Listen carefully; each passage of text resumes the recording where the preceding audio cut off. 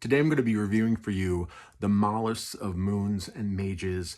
This is by Envy Haskell, and it came out April 1st. Envy provided this to me, and she is a friend on Book Talk, so I just wanted to note that. But one thing I will say is when I do a review of any kind of work, anyone, but especially for people I'm actually, friendly with and have had interactions with, I really want to give the kind of review that I would want in return, essentially. And that's a review that is honest, that has constructive criticism, that, is not, scant with praise, but is realistic. Like I want a good review of my stuff. So that's what I'm going to give. And thankfully, that is very easy to do with The Malice of Moons and Mages because I really enjoyed this book.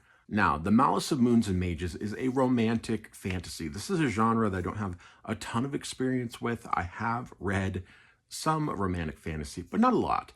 But just to kind of calibrate here, I would say I would put Fourth Wing at the very bottom of all the romantic fantasy that I have read, and I would put Rebecca Ross's Divine Rivals as the top romantic fantasy that I'd read up until this point. I've noticed that I tend to prefer romantic fantasy when it gives at least equal attention to the fantasy aspect. A lot of great world building, and it's pretty smart. I mean, at least to me, what I felt like was being done is some of it feels sort of familiar, like a remix of certain things you might have seen elsewhere in a good way, in a sort of easy to grasp way that still has a lot of interesting little surprises in there and just sort of fun little twists on the tail in the way that the magic works. It involves celestial bodies that sort of makes the power of the different kinds of mages sort of wax and wane. The mages siphon their power off of other people who are called anchors.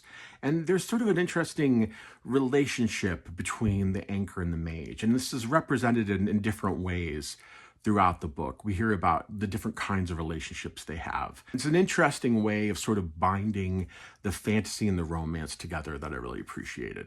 There are moments of resolution. The different relationships do evolve from there and change. It will definitely be interesting to see where they go from here with this book.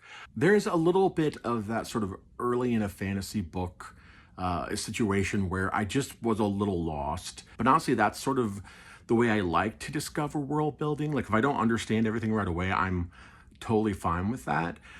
Some people might have differing opinions about that when they read this book, but it's been a lot of fun.